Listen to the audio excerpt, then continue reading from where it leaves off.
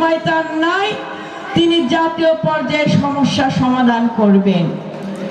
এটা স্বাভাবিক, কারণ তাকে আমরা যত ফ্রি রাখতে পারবো আমাদের জাতীয় পর্যায়ে সমস্যাগুলো আমরা তত তাড়াতাড়ি সমাধান করতে পারবো। ঠিক একইভাবে আমি আপনাদেরকেও বলে দিতে চাচ্ছি, থানা নেতৃত্বের জন্য প্রস্তুত হয়ে যান। আমারও বাবা এত টাইম নাই, আমি শুধু আপনাদেরকে পরামর্শ দিতে পারবো এখন, কিন্তু সব সময় মাঠে থেকে আমি আর যুদ্ধটা করতে পারবো না। আমি মাঠে তখনই নামবো যখন মনে করব আমার দলের ভিতর ঘাটতি আছে, তখনই আমি নামবো। আর যদি আমাকে নামতে হয়, মাথায় রাখেন বিএনপির কোন নেতা কিন্তু হেডাম দেখানো চলবে না। তাই আপনাদেরকে বলতে চাই, আপনারা যারা নেতৃত্ব দিতে চাচ্ছেন, সরজমিনে সততা দেখে দলের আদর্শকে ধারণ করে আমার নেতা বাবু গয়েশ্বরচন্দ্র রায়ের আদর্শকে ধারণ করে বাংলাদেশ জাতীয়তাবাদী দলের ভারপ্রাপ্ত চেয়ারম্যান দেশনায়ক জনাব তারেক রহমান, দেশনেত্রী বেগম খালেদা জিয়া জনগণকে যে অঙ্গীকার করেছে, জনগণের মালিকানা জনগণের হাতে পৌঁছে না দেওয়া পর্যন্ত আমরা ঘরে ফিরে যাব না। সেটার জন্য প্রস্তুতি নেন। আমি শ্রমিক সংগঠনদেরকে বলবো, বড় মিছিল মিটিং করে সমাবেশ করে শেষ করবেন না। ওয়ার্ডে ওয়ার্ডে ঢুকে যান, পাড়ায় পাড়ায় ঢুকে যান।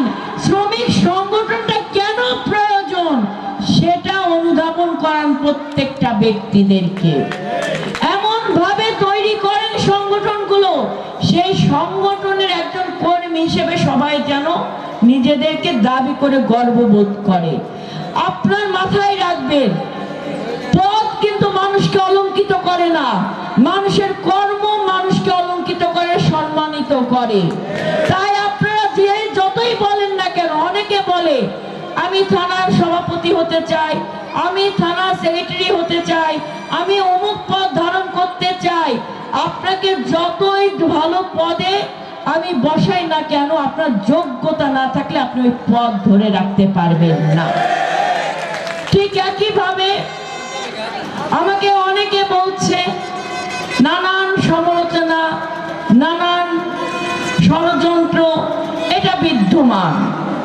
দেখেন, শহীদ প্রেসিডেন্ট জিয়াউর রহমানের উত্তরসূরি, বাংলাদেশের কর্ণধার, জাতীয়তাবাদের নেতা দেশনায়ক জনাব তারেক রহমান, তাকে নিয়ে সবচেয়ে বেশি ষড়যন্ত্রে লিপ্ত ছিল, সমালোচনায় লিপ্ত ছিল শেখ হাসিনার দোসররা।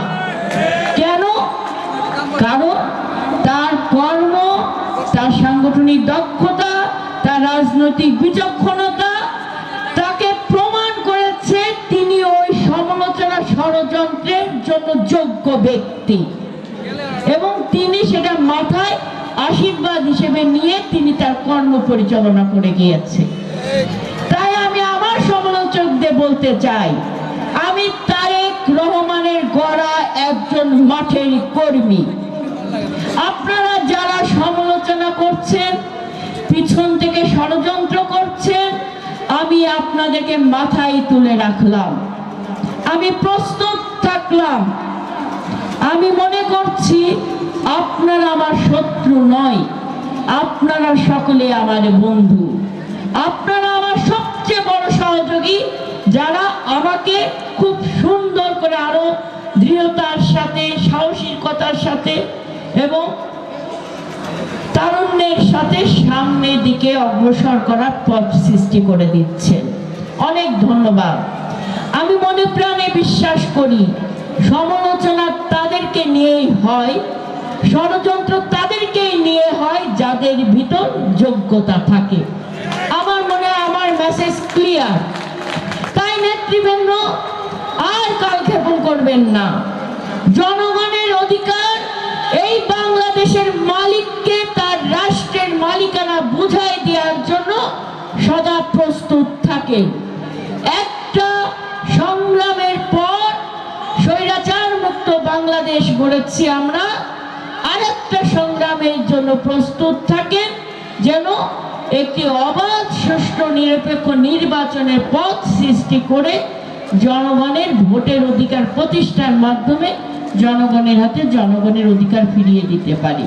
সবার প্রতি শুভকামনা, ঈশ্বর সকলের মঙ্গল করুক, সবাইকে হেদায়েত দান করুক, এটাই কামনা করে এখানে বিদায় নিচ্ছি। বাংলাদেশ জিন্দাবাদ। শহীদ প্রেসিডেন্ট জিয়াউর রহমান চির অমর হোক। দেশনেত্রী বেগম খালেদা জিয়া জিন্দাবাদ। দেশ নায়ক জনাব তারেক রহমান জিন্দাবাদ। আমাদের নেতা বাবু গয়েশ্বরচন্দ্র রায় জিন্দাবাদ। শ্রমিক দল জিন্দাবাদ। আমাদের যারা আয়োজন করছেন তাদেরকে সবাইকে অসংখ্য ধন্যবাদ। শ্রমিক দলের সকল নেতৃবৃন্দ এবং কোন্ডা ইউনিয়ন শ্রমিক দলের ধন্যবাদ জানাচ্ছি।